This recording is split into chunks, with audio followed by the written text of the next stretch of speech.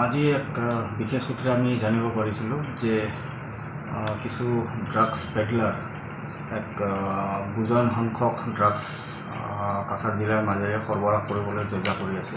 সেয়ে এক স্পেশাল এটা অপাৰেশ্যন লঞ্চ কৰা হৈছিল আৰু এই অভিযান নেতৃত্ব প্ৰদান কৰিছিল SDPO লক্ষীপুৰ দিনেশ কুমাৰ আৰু তেখেতক সহযোগ কৰিছিল SI নাফিছুৰ ৰহমান পাঁচকাংগী আউটপোষ্টত তেখেত IC হয়। এই অভিযান কালত এখন বলেৰো নম্বৰ হল AS 22D 8657 আৰু এই বলেৰো গাড়ীখন ইণ্টাৰচেপ্ট কৰা হৈছিল আৰু এই বলেৰো গাড়ীখনত 1,70,000 ইয়াৱা টেবলেট তাৰ পৰা আমি সিজ কৰিবলৈ সক্ষম হৈছোঁ। এই অভিযান কালত ডংচেই কিংপেন তেখেতৰ ঘৰ মণিপুৰৰ চুৰাচানপুৰ জিলাত আৰু লগত লালডমচা মাৰ তেখেতৰ ঘৰ ফুলেটৰ লক্ষীপুৰ কাছাৰ জিলাৰ তেখেত দুজন এই সৰবৰাহকাৰীক ইতিমধ্যে কাৰায়ত্ব কৰা হৈছে। ইয়াৰ বজাৰ মূল্য প্ৰায় 20 কোটিতকৈ অধিক হ'ব।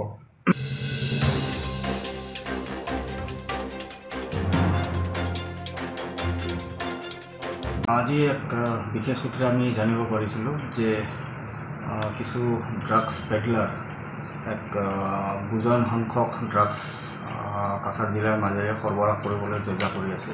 সেয়ে এক স্পেশাল এটা অপাৰেশ্যন লঞ্চ কৰা হৈছিল আৰু এই অভিযান নেতৃত্ব প্ৰদান কৰিছিল SDPO লক্ষীপুৰ দিনেশ কুমাৰ আৰু তেখেতক সহযোগ কৰিছিল SI নাফিছুৰ ৰহমান পাঁচকাংগী আউটপোষ্টত তেখেত IC হয়।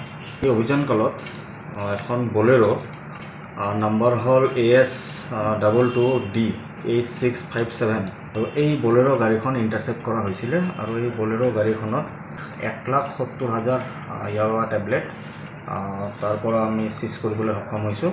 এই অভিযান কালত ডংচেই কিংপেন তেখেতৰ ঘৰ মণিপুৰৰ চুৰাচানপুৰ জিলাত আৰু লগত লালডমচা মাৰ তেখেতৰ ঘৰ ফুলেটৰ লক্ষীপুৰ কাছাৰ জিলাৰ তেখেত দুজন এই সৰবৰাহকাৰীক ইতিমধ্যে কাৰায়ত্ব কৰা হৈছে। ইয়াৰ বজাৰ মূল্য প্ৰায় 20 কোটিতকৈ অধিক হ'ব।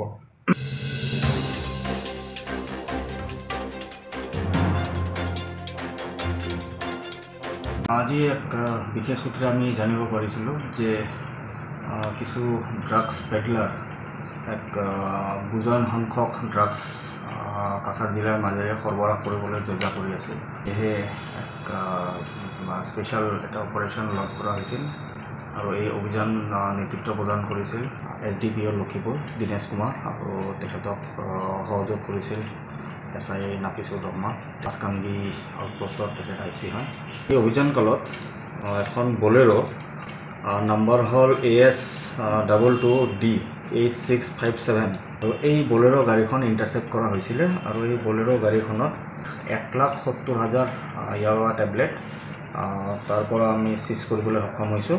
এই অভিযান কালত ডংচেই কিংপেন তেখেতৰ ঘৰ মণিপুৰৰ চুৰাচানপুৰ জিলাত আৰু লগত লালডমচা মাৰ তেখেতৰ ঘৰ ফুলেটৰ লক্ষীপুৰ কাছাৰ জিলাৰ তেখেত দুজন এই সৰবৰাহকাৰীক ইতিমধ্যে কাৰায়ত্ব কৰা হৈছে। ইয়াৰ বজাৰ মূল্য প্ৰায় 20 কোটিতকৈ অধিক হ'ব।